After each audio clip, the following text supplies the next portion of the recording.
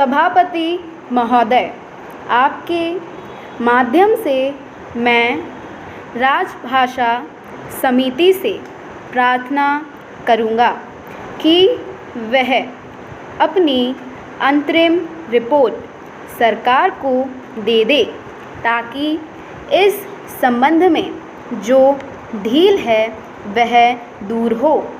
आज संसार के लगभग 100 विश्वविद्यालयों में हिंदी पढ़ाई जा रही है।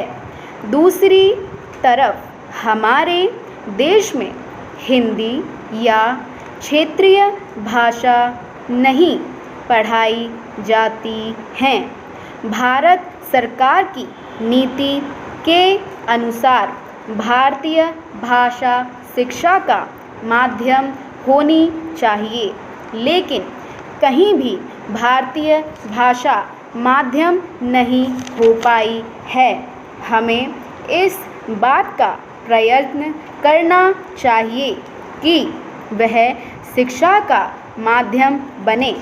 इस संबंध में 1-1 करोड़ रुपया केंद्र सरकार ने प्रत्येक राज्य को दिया, जिससे हिंदी का अच्छा प्रचार हो सके और साथ ही अन्य भारतीय भाषा का भी विस्तार हो सके। किंतु लगता है कि उसकी गति बिल्कुल धीमी हो गई है। इसकी भी जांच पड़ताल होनी चाहिए। हमें इस बात का पता लगाना चाहिए कि अगर गति नहीं आई तो क्यों नहीं आई और उस संबंध में क्या व्यवस्था की जानी चाहिए। सभापति महोदय, संयुक्त राष्ट्र संघ की एक भाषा हिंदी भी होनी चाहिए। यह मांग बराबर उठ रही है कि अगर कब होगी और दूर की बात होगी। अभी हमारे देश में तटस्थ राष्ट्रों का सम्मेलन हो रहा है। मैं समझता हूँ कि भारत की भूमि पर इतना बड़ा अंतर्राष्ट्रीय सम्मेलन पहले कभी नहीं हुआ था।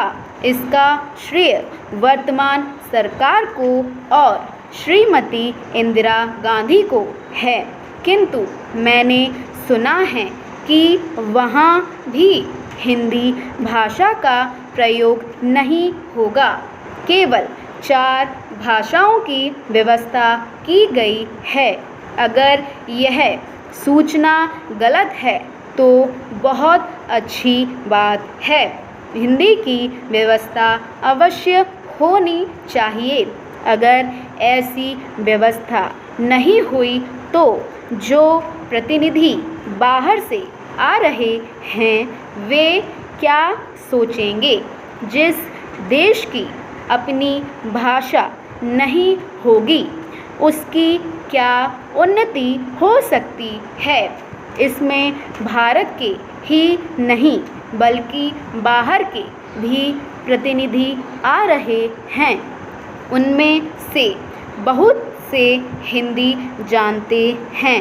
मैं सरकार से कहना चाहता हूँ कि हमारे पास सुविधा है और साधन की भी कमी नहीं है। इसलिए मैं सरकार से प्रार्थना करूँगा कि कम से कम तटस्थ राष्ट्रों के सम्मेलन में हिंदी की व्यवस्था होनी चाहिए। मैं यह भी कहना चाहता हूँ कि हिंदी के संबंध में जो कानून बने हुए हैं उनका पालन अवश्य होना चाहिए। स्टॉप।